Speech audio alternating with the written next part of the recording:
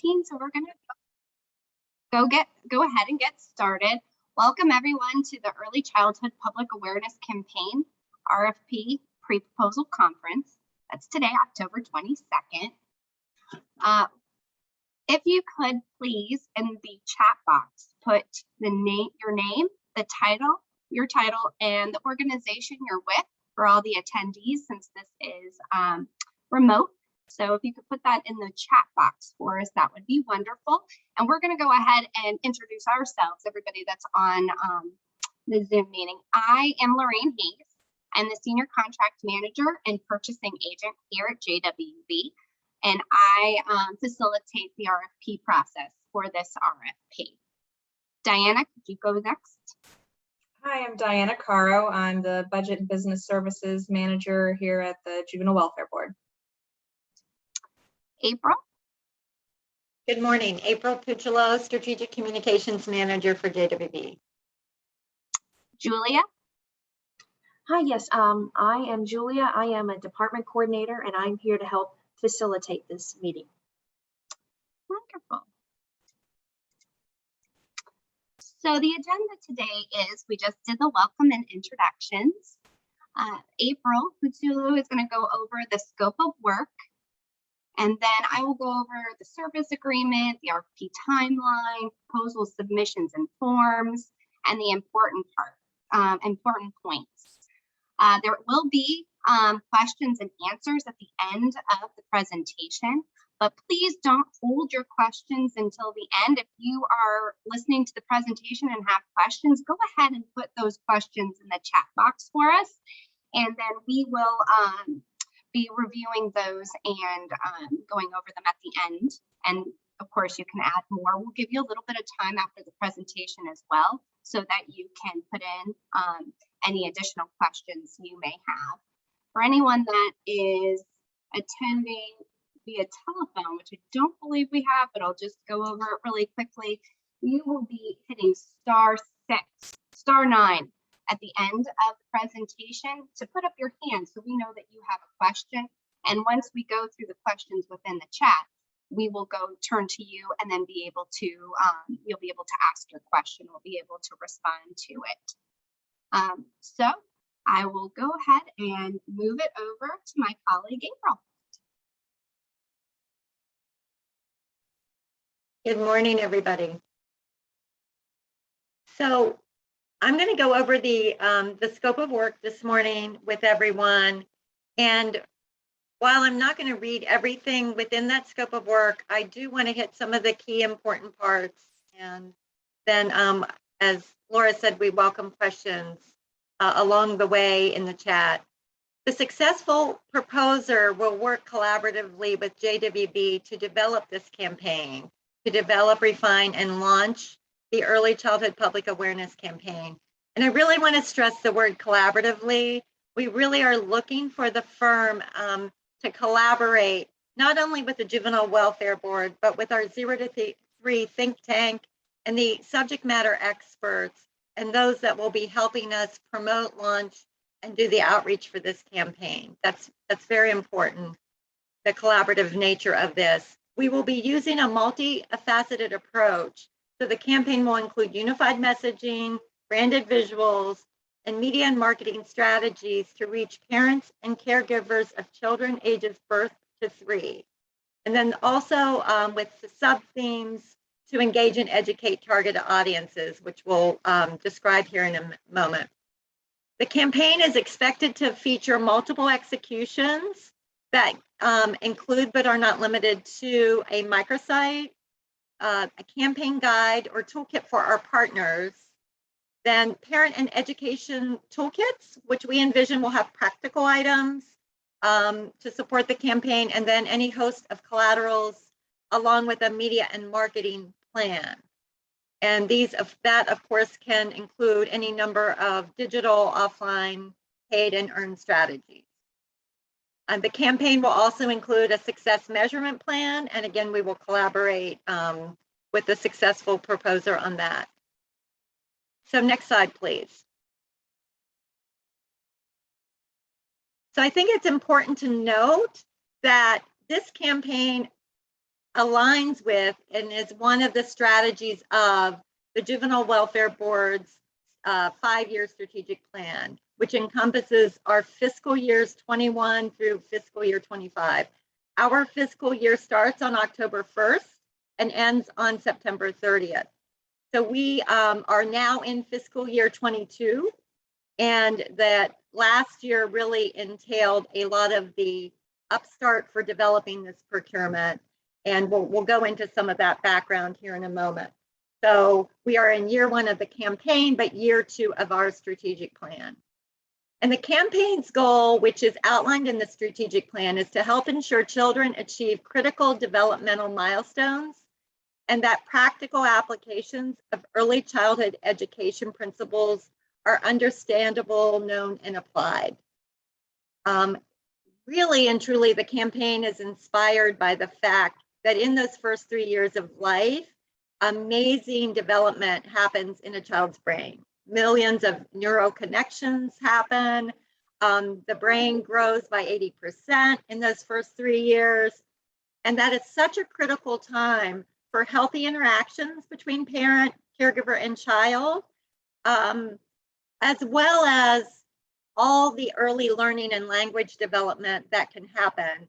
And we know during this time, that's when skill gaps become apparent, especially among children from diverse socioeconomic, geographic, and ethnic groups. So it's really critical those first 1,000 days that this campaign will address and really take advantage of those everyday opportunities to help build babies' brains.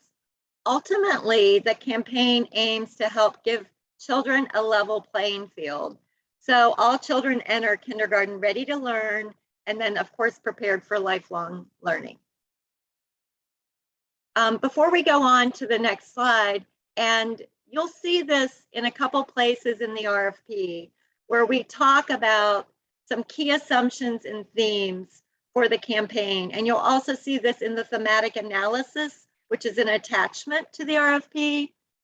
But these all came out of a lot of the initial research that we've already done with subject matter experts from our 0 to 3 think tank.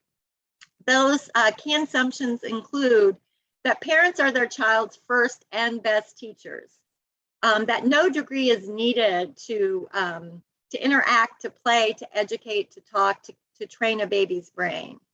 We also know there is no app that can replace the lap. Face-to-face interactions are critical for bonding, attachment, and brain development. Baby talk shouldn't be thought of as imitating sounds that babies are making, but instead full grammatical sentences that use real words and slower tempos. So we really want to stress the importance of language development and talking to babies. It's also known as something called parentese, if you've heard of that as well. And then above all else, small matters matter. Just the idea that there are countless opportunities to talk to babies and to build their brains. And so all of that is outlined in the within the RFP under the overview section, and again in the thematic analysis. We're really looking at building a parent's confidence, their capabilities. We want to, of course, build capacity, and ultimately a community that is excited and understands early brain development and the importance of this campaign. And then we also included some fundamentals. We really want to reach and engage parents where they are, in the neighborhoods where they live. And this is especially important when we talk about our target audiences. We want to make sure that our messaging and strategies are culturally responsive, and they really speak to and meet our diverse communities. We want to also build in consumer feedback loops and pivot and adapt, and that's especially important in subsequent years of the campaign.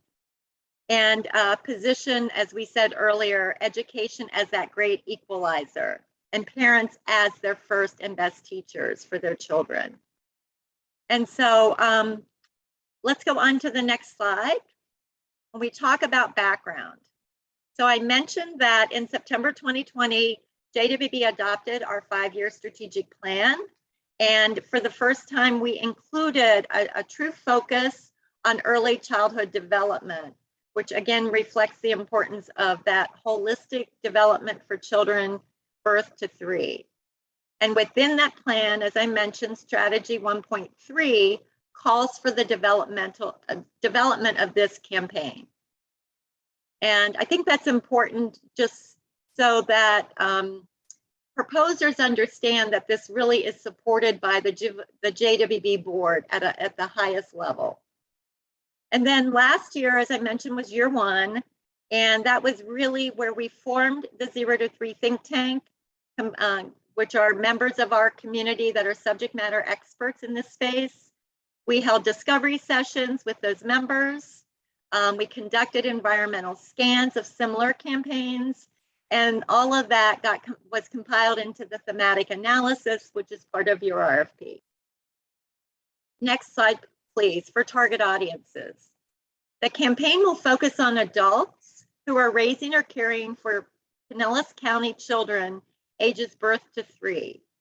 And it will especially target parents, young parents and fathers in particular, caregivers, especially grandparents, informal caregivers, and those are those individuals, whether they're neighbors or family friends or other relatives, that in their respective neighborhoods and communities are caring for young children, but they aren't necessarily licensed child care providers. And then diverse populations. These include, but are not limited to, African-American families, Hispanic and Latinx, families where English is the second language, and then families of lower socioeconomic status. Next slide, please. So the next few slides are going to go over the qualifications. What are we looking for in the successful proposer? We're looking for a proposer who has demonstrated experience working with government, nonprofit, or human service organizations on similar campaigns or relevant projects. That also has experience conducting, analyzing, and interpreting market research, primary and secondary, and with those target audiences. We're looking for proposers who have demonstrated knowledge and experience developing and launching microsites. Websites are microsites. Developing and implementing successful media and marketing strategies in a number of spaces: digital, offline, paid, and earned. We're looking for proposers who have demonstrated success in developing and launching public service campaigns that are similar in scope, scale, and complexity to the one within this RFP, that have demonstrated the ability, of course, to meet deadlines and produce high quality products and materials, and that have seasoned project staff that are going to be assigned to this project that are equally knowledgeable and experienced. Okay, now we're on the slide for objectives, deliverables, and timeline. The campaign will strive to create awareness in parents and caregivers ages birth to 3 on the importance of early brain development and critical developmental milestones. We want to stress and promote healthy interactions between the parent or caregiver and the child in those first 3 years of life. And we want to take advantage of everyday opportunities to educate and build baby's brain. Next slide, please. So the campaign will span a 4-year period to align with our strategic plan. You know, as I mentioned, last year was spent forming the think tank, holding our discovery sessions, conducting our environmental scans, and ultimately creating the thematic analysis that you have in the RFP. So that's really some of the secondary research that has already been done. The campaign's year 1 budget is $125,000 for this current fiscal year. Again, that runs from October 1, 2021 through September 30th of 2022. This budget includes the development of the campaign covered under this RFP scope of work, and also a soft launch or a launch later this fiscal year in late August of 2022, where we envision we will have some media buys, collaterals, and parent education toolkits to launch at that time. And what I really want to stress is August really closes out our fiscal year. So right on the tail end of this launch in late August, we will be ramping up for our start of our next fiscal year. And we fully anticipate an increase to that budget, that campaign budget for that year and in subsequent years, because we will be expanding the reach, the capacity, we will be implementing the success measurement plan. And I also wanted to share that at a recent JWB board meeting where this procurement was approved to be released, our board voiced their confidence and their long-term commitment for this campaign. And they understood how critical it was that we focus and invest in this campaign, and how critical those first 3 years of a child's life are.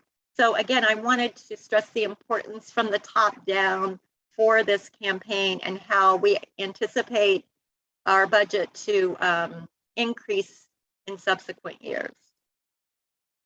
Next slide, please. So now we're going to go over the objectives and the deliverables of the campaign. And I'm not going to get into all the details of roles and responsibilities. That's all outlined within your RFP. And again, if you have any questions, you can raise those for any one of these. But I just at a high level want to go over each of the objectives and each of the deliverables beneath each of those objectives. So as part of the RFP proposal, proposers will be submitting a project work plan. And that project work plan will include a communication plan, concept testing plan, a success measurement plan, and a project schedule. So that will be part of submitting the RFP. That first objective is that project kickoff phase, where we will meet with the successful proposer to refine and finalize that work plan. And we will go over all those components that I just mentioned of that work plan and make any tweaks and adjustments and refine at that time. And from that work, the final work product will be that first milestone deliverable, will be that final approved project work plan.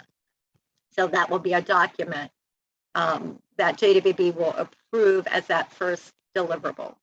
And then later on, Laura is going to explain to you the cost proposal piece of it and go into more detail. So next slide, please. So objective 2 is the idea creation and creative concept phase. And this is really where those ideas are developed and finalized, and the creative concepts for unified messaging and branded visuals for the campaign. Again, a lot of the secondary research was done with our 0 to 3 think tank, but they will continue to play a vital role in this phase and helping to develop these concepts, this creative concept. And the outcome of that will be the campaign's creative concept report. And that will be a document that is approved as the next deliverable under objective 2. And then objective 3, the creative concept testing phase.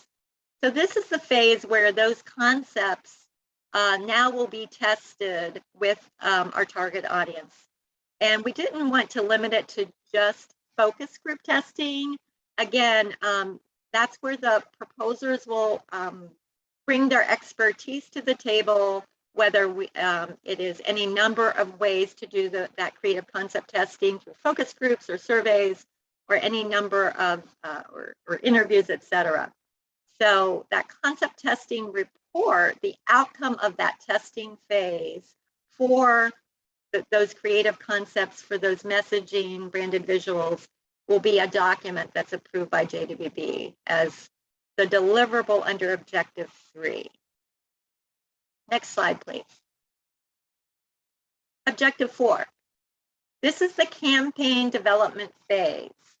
This is where we can conceptualize, develop, refine, and produce unified message and branded visuals for the campaign, what we are going to be moving forward with. And some of those related toolkits, collaterals, the microsite, and the media and marketing plan come into play. So there are quite a few deliverables under this objective 4. First, the final approved campaign to include the key messaging and branded visuals.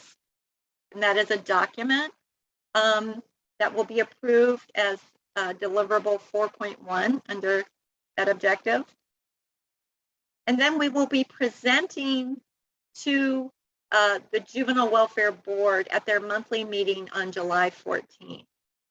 So that will be a PowerPoint presentation. This will be a co-presentation between myself as the project lead and the successful firm. And we will be presenting at a high level the campaign.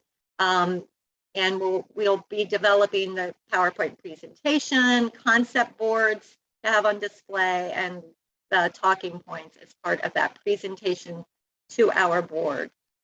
And at that point, we will have done our testing. We'll have met with our think tank group, and this really is to present to our board at a high level that we confidently are moving forward with this campaign. And from there, we have our next deliverable, which is the campaign guide or toolkit for our partners.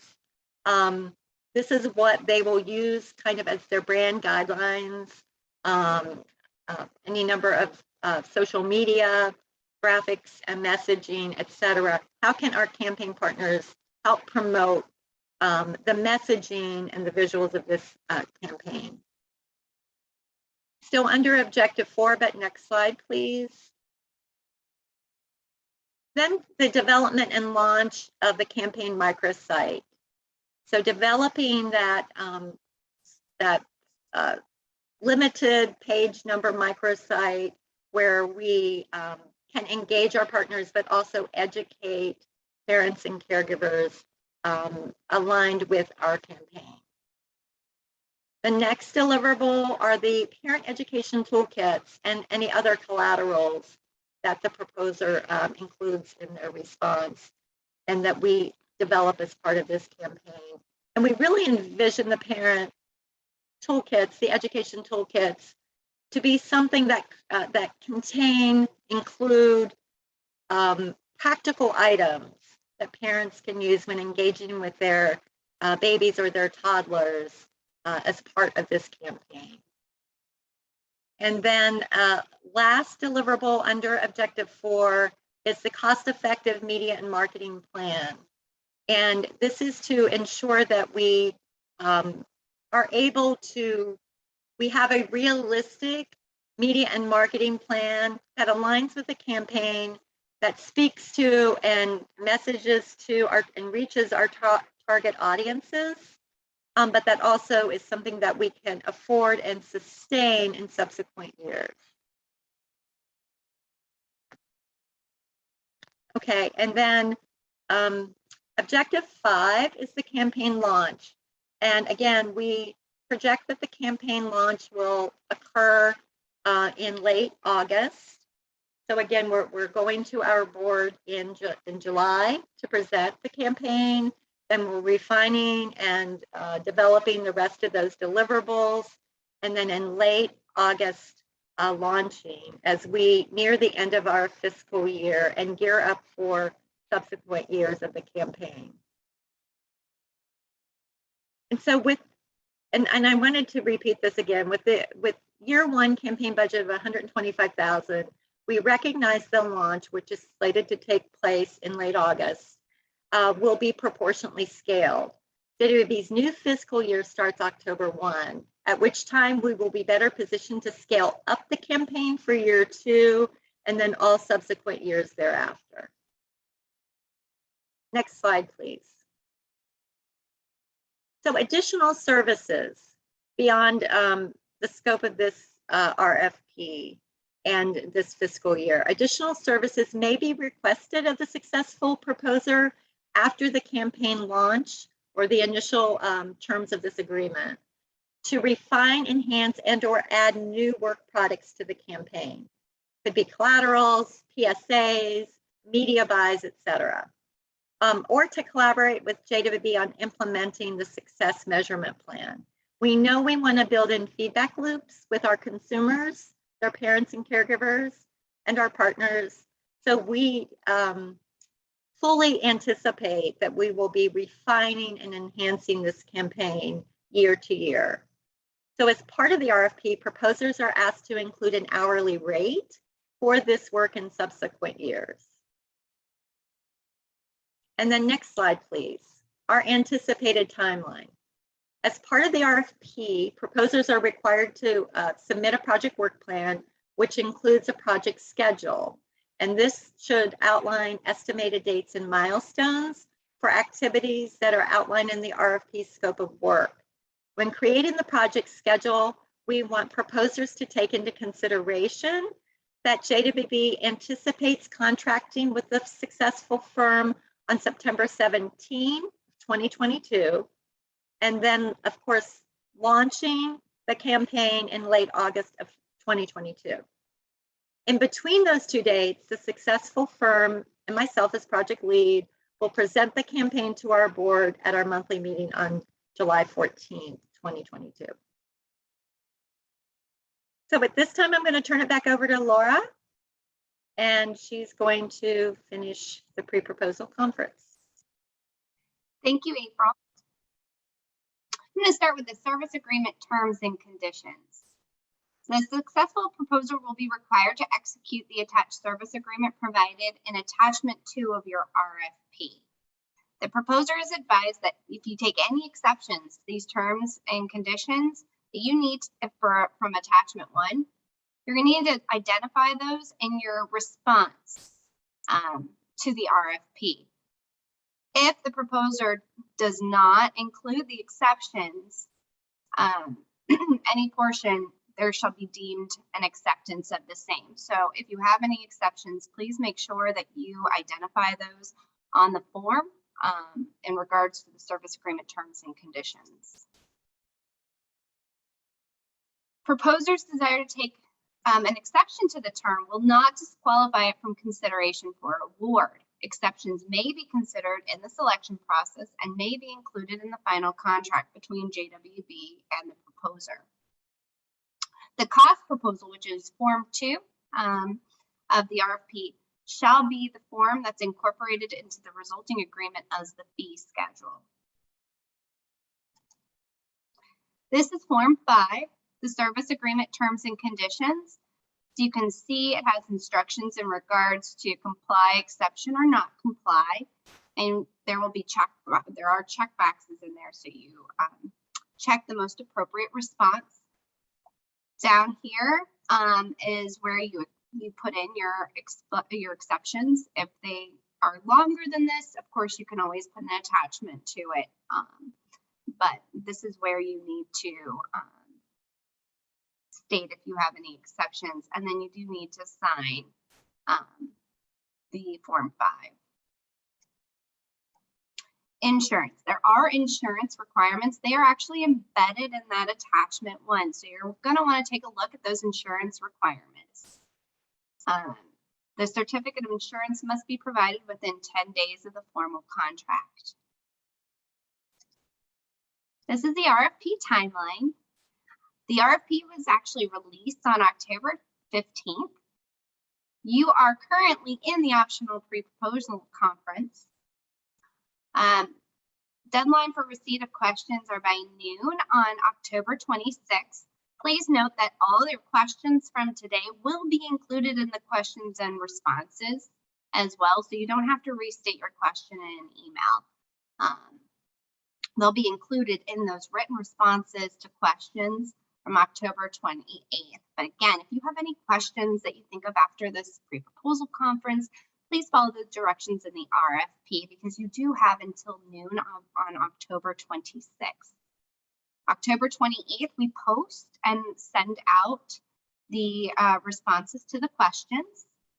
Please note that all questions, all responses today are not official. The official responses to the questions will be sent out in that document that's posted on October 28th.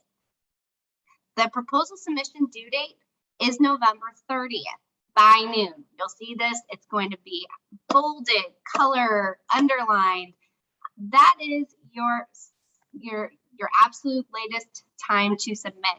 You can absolutely submit your RFP or your proposal anytime up to that date, but we do encourage you to submit it earlier because we are not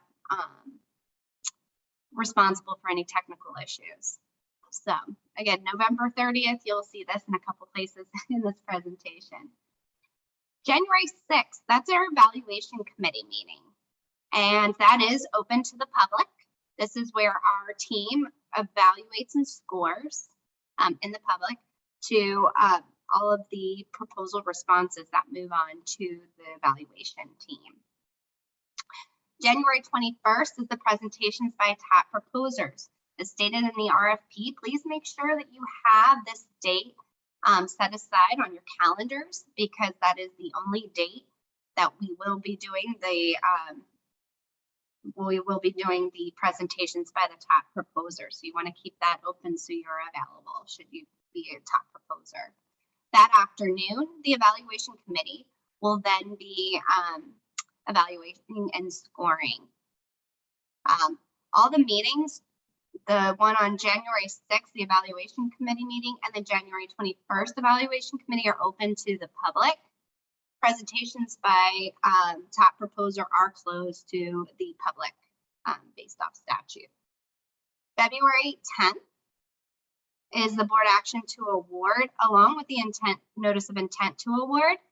And on February 17th or after, that's where we anticipate executing the agreement. Award and agreement. The successful proposer will be required to execute a service agreement. Again, that's attachment 1. The service agreement will remain valid for a period of 6 months, which is the initial term of the agreement, with a 3-year, 3 optional 1-year renewals that are possible for those additional services as April outlined earlier. Your proposal submission. So your proposal must be signed by an authorized company officer. We do have it outlined in the RFP who is authorized to sign based off the type of organization you are. So please take a look at that and ensure you follow those directions. Use the required format that is requested. The email must be sent, the proposal must be sent to rfp@jwvpinellas.org. And include the Early Childhood Public Awareness Campaign RFP-your name in the subject line. You again received honor before noon on November 30th, 2021, and that's Eastern Standard Time. Late submissions will not be considered. So you're going to work really hard on these proposals. We want to see these proposals, so please ensure that they are submitted on time. They're even a minute late, they're denied and never reviewed by the team. So please ensure that you get this in on time. Other important submission information, these are important. So you have a maximum email size that we can receive, which is 10 megabytes. This includes anything that you put in your email, your signature, everything. So you want to consider that when you're submitting your proposals.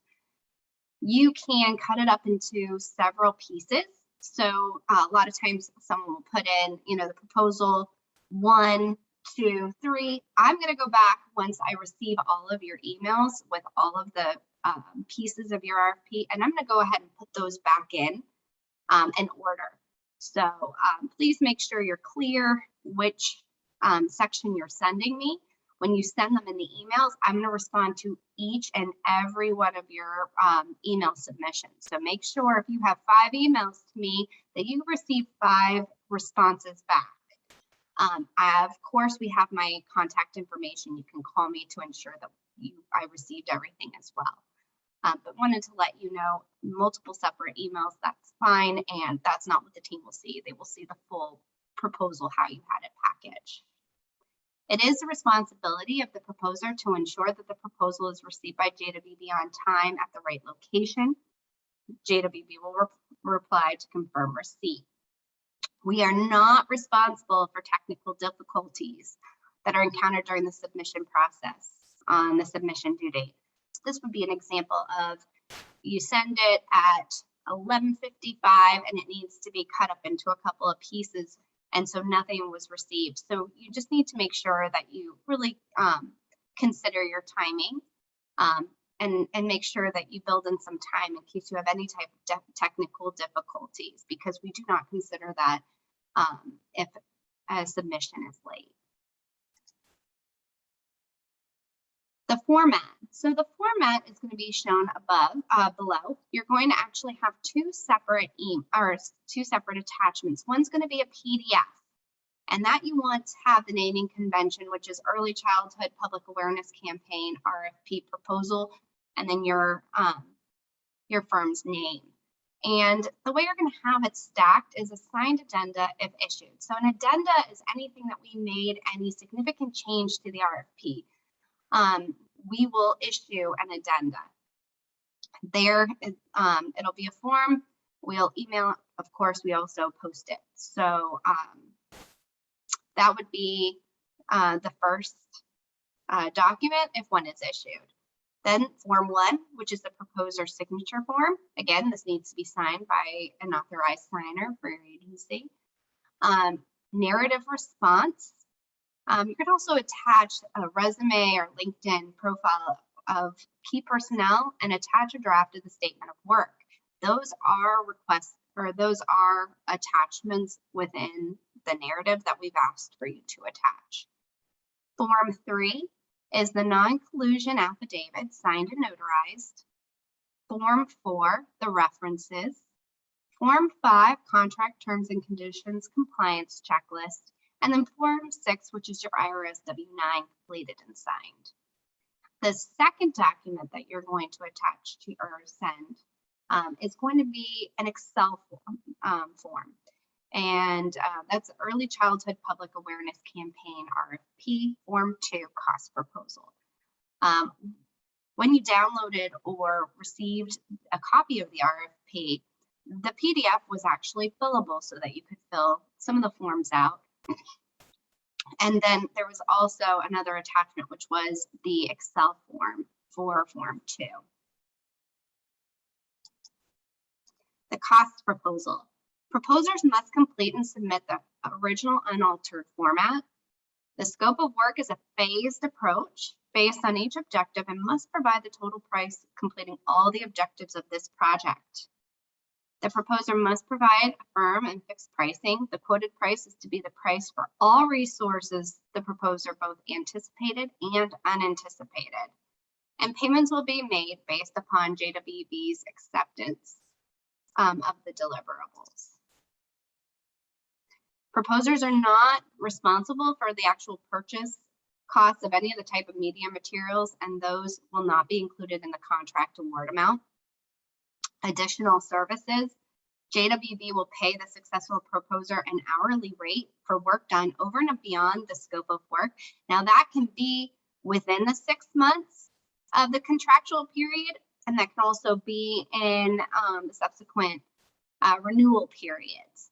So some of the additional services, as April had outlined before, could be campaign refinement, enhancing or refining collaterals, and or additional new work products aligned with campaign's media marketing plan.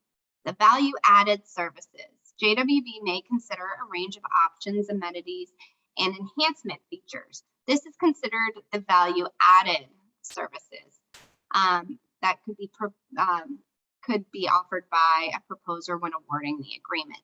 In the cost proposal, there is a section for it. It's not required, but if you have any value-added services, we encourage you to add that. If during the review process and the recommendation process, the team decides to recommend that for award, it could be included in the agreement. So it could or could not, but make sure that if you have any that you want to propose, to go ahead and add that into your cost proposal form too. Let's see, fatal criteria. So these are the requirements that you have to meet in order for our evaluation committee to review your proposal. So the proposal must again be received by noon on November 30th, 2021 Eastern Standard Time. It will bounce back. I'll send you an email saying that, you know, it didn't make it in time. So just please make sure it's before the noon deadline. The proposer signature form must be signed by an authorized company officer. Again, we have it outlined on who is authorized, and also a process if someone else is to be authorized other than what's on, other than what is we have in there. The proposer must not be on the convicted vendor list, which is found on this website. We are not allowed to contract with you, and also must not be on the scrutinized companies list. And here is their, I call them the government naughty list. But so you, if you're on any of these lists, you wouldn't be able to contract with JWB. Okay, for those that meet the fatal criteria, your proposals are going to move on to our evaluation committee, and they are going to take a look at your proposal, review it, and they are going to score it based off this evaluation criteria and these weights. So as you can see, firm qualifications and experience are 35%, understanding approach and project work plan are 35%, key project personnel at 20%, and reasonableness of cost is 10, for total potential points of 100.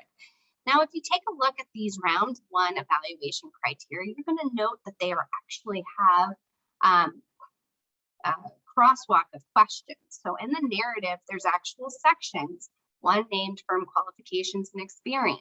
So the responses to those questions are directly related to your evaluation criteria and points. There is the ability for a proposer to get an additional 5 points. And that is for those who submit Form 5 with no exceptions taken and includes a signature from the proposer's authorized signer. While additional or modified terms and conditions may be necessary depending on the responses to the RFP, any exceptions or conflicts must be stated explicitly. So again, the possible points altogether are 105, but based on the team, your possible points are 100. So we'll move on. So once the team evaluates and scores, and they have that public meeting on January 6th where they discuss the scores and they rank them and they recommend top proposers to move on to the next phase, which is round 2. The top proposers in round 2 will be invited to make a 90-minute presentation. This presentation is going to include introduction of key staff to be assigned, firm qualifications and experience of key personnel, understanding the campaign scope of work, proposed approach to create, implement, and launch the campaign, and a proposed project work plan, which includes communications plan, concept testing plan, success measurement plan, and project schedule. We're going to ask for you to have up to 3 similar campaigns that the firm has created, which has a similar scope, scale, complexity to our current project, and include approach, timeline, target audiences, success metrics, and lessons learned. We're going to ask you to explain your costs. And again, then there's going to be a time for questions and answers. We have a 90 minutes allotted for your presentation and questions and responses. During this time, we're also going to be calling references. So we'll be doing reference checks. We'll also be doing the financial resources piece. So proposers who are selected for this top proposer are going to be required to provide documentation of their financial stability for providing services and meeting other financial obligations. Such documentation shall include a copy of the company's most recent financial statements, tax return, or a Dun and Bradstreet report called a D&B report. At the conclusion of the round 2 activities, the top proposals will be evaluated against the following criteria, with the total possible points shown for each. So the approach and similar campaigns, qualifications, and experience is going to be 15%. Presentation and responses to questions will be 10%. Reference check and financial stability will be at 5%. Reasonableness of costs will be 5%, with a total potential points of 35%. And those that 35% is actually it's going to be combined with round 1. So the total possible points that the team would be giving would be 135, again with the additional 5% for the agreement, and taking no exceptions, then the possible could be 140%. Important points. All communications must come through me, Lorraine Hayes. Ensure that you read and respond to all questions and requirements of the RFP. Be thorough and make sure that all our expenses are accounted for on your cost proposal. And there's an attachment too, which is a proposal checklist that is just meant to help you so that you can kind of have something that you can review and make sure that your proposal is complete. Here's my information, which can be found.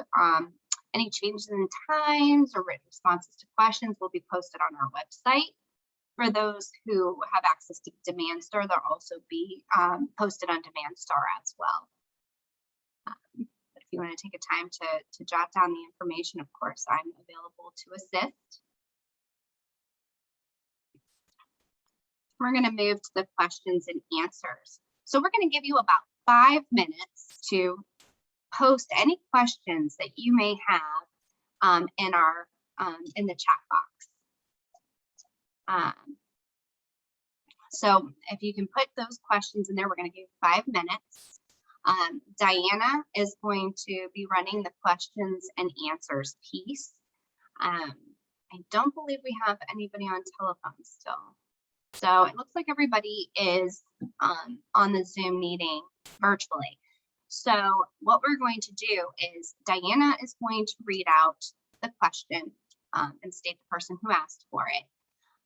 And then during that time, she's going to say the name, and then you're going to be unmuted after she clarifies if she answered the question. She didn't ask the question, or she didn't answer it, or she may ask you to clarify what you mean by the question. After that, she's going to you're going to have the opportunity to ask a follow-up question or clarify if it didn't, completely answer your question. We appreciate any questions you may have. This is a good opportunity to have a little bit of discussion where you get to ask a question and get to ask the follow-up questions.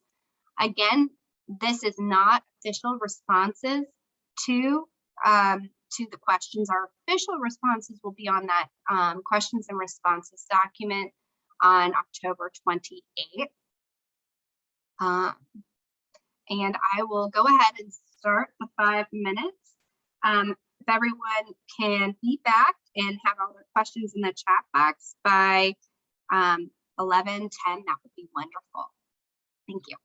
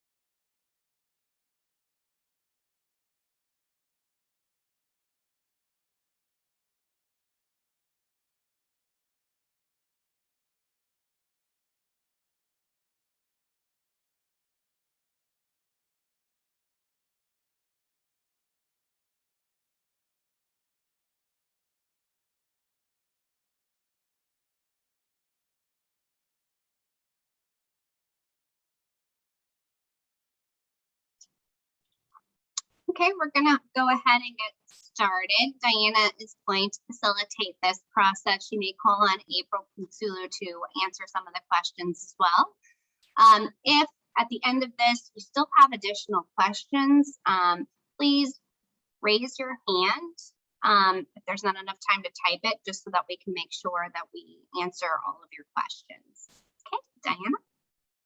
All right, I see we've got a few questions in the chat, and the first one is, should each form be a separate file and not part of the RFP PDF? And I'm going to refer to the section in the RFP where we've got that addressed. So in section 1.11 is the proposal submission requirements. And so there are two attachments that we're looking for. One is a PDF of your proposal that includes everything, one PDF, and the second attachment would be the Form 2 cost proposal that would be attached as an Excel file. So the only problem with that is in that PDF, if your email submission is over 10 meg, we have a 10 meg limit, then it may be necessary for you to break that apart into, let's say your submission is 20 pages, you might need to, submit the first 5 as one, attachment, and then send another email with, the last 15 pages. So it would only be broken out if it exceeds that 10 meg limit. All right, let me pull the questions back up. The second question is, when will the initial 6-month term begin? And I'm gonna go up to section 1.2 of the RFP that says our hope is that we're gonna have the agreement executed on February 17th. This is on or after February 17th, 2022. So we take this to our board on February 10th for them to award. And so 7 days later is when we're hoping to have the agreement executed. And that's why when Laura was talking earlier about our contract terms and conditions, and that you guys include to us whether or not you have any exceptions, because we know 7 days is it's a short window to negotiate any items that if you do have take exception. So what we'll do is for the top proposers, at the point that we notify or determine who our top proposers are, we're going to really start taking a critical look at those contract terms and conditions and if there are any exceptions. And so we may start discussion with our top proposers at that time to try to work through whatever some of those exceptions are, so that we can get that contract executed as quickly as possible. So depending on what those are and how much conversation needs to take place, it may be beyond February 17th. Our hope is to start at February 17th. Let's see, the next question is, other than the project manager, what other key personnel roles do you envision having? And I'm going to turn that over to April to have her answer that. Mute. Okay, so I'm assuming that, and is that what you're thinking, Diana, that they're asking on our side of JWB side or on their side? On the JWB, I'm assuming JWB side, and this was Mary Gaynor. So if our assumption's wrong, raise your hand or let us know in the chat, but we're assuming that's on the JWB side. Yeah, so if it's on the firm side of it, of course, other than the project manager, the project lead, whatever necessary project to encompass the scope of work. For example, if on the firm side you need to bring somebody in to do development for the microsite, et cetera. So any project staff that you need on the firm side, so Mary is saying on the firm side, okay, would be, a project lead on the firm side, and then any staff necessary, or I believe there even is the ability to outsource but any staff that is necessary to, conduct or implement the scope of work, handle the scope of work. On JWB's side, it will be myself as the project lead here for the Juvenile Welfare Board, and any staff that I need, including my team. So for example, I have a multimedia producer. If there's video production work, I have staff who help us on our side with back ends of website uploads, graphics, communications, etc. So we also are bringing to the table resources as well. And that's why I said we were really looking for a firm to collaborate. So Mary, does that answer your question? Thank you. Okay, so the next question, let me scroll back up, is if we are submitting as a prime with subs, do all firms need to submit required forms or just the prime firm? It would just be the prime firm that would need to submit all the required forms. However, we do have in the contract language about assignments and subcontracts, which is in section 5 of the agreement terms and conditions, but just that it's ultimately that JWB needs to approve any subcontractors or assignments in writing. So make sure in your proposal that you identify who those are and what work they'll be doing for the project. Next question is, are you all looking for a firm local to Pinellas County? I'll start an answer to this, and April, if you want to add anything, jump in. No, they do not have to be local to Pinellas County. And you'll see in the RFP that we provided, we have already done some research about who our target audience is and, who we want to tailor this messaging to. But, obviously, the more the firm knows about, who our target audience is and how to best reach this community, that's going to be important, but it's not a requirement. April, did you want to add anything to that? I think that was well said, Diana. We're all in a virtual workspace now. While I'm still very old school and I love doing creative work in person and working face to face. I know that we all have technology now that allows us to do a lot of things virtually. So we don't want to rule out firms that are not in the Tampa Bay area. But again, to Diana's point, we also want to make sure that the target audiences are understood, even the geographic nature of where some of those target audiences and diverse communities are, et cetera. So I think she answered that very well, but thank you. Okay, next question is there any incumbent firm? If so, who are they? No, there is no incumbent firm. Like April said earlier, we've been working this year with, developing the content and the research of, and who we want to target and what our messaging is. But this is the first solicitation we're putting out to select a firm. So no incumbent. Let me scroll down. Would you consider a proposal that recommends an additional budget for the development of the microsite and ad buys? Yes, that's where we have in that Form 2 cost proposal value added services, things that you might recommend that you think would be good for us to consider that wasn't part of this scope. Then you would add that as a value added service to both the Form 2 cost proposal and in the actual RFP explaining what those value added services are, and we'll consider those as an option. I'm not seeing any other questions right now. And April, was there anything else you wanted to add to what I said? No, I just really want to stress that we're excited about this campaign. We're excited about, we thank all of you for taking the time to consider submitting proposals for this campaign. We know it's something very important to our board, but most importantly to the children and families of our community. And we have wonderful experts on our think tank group that are equally excited. And so I look forward to hearing back from everybody and then rolling up our sleeves the first of the year and getting to work.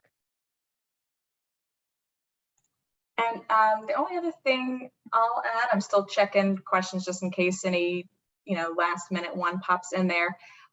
Go back to the timeline. So we're going to put out the responses from the questions today, and any other ones that we get on October 28th. Those will be out on our website and Demand Star.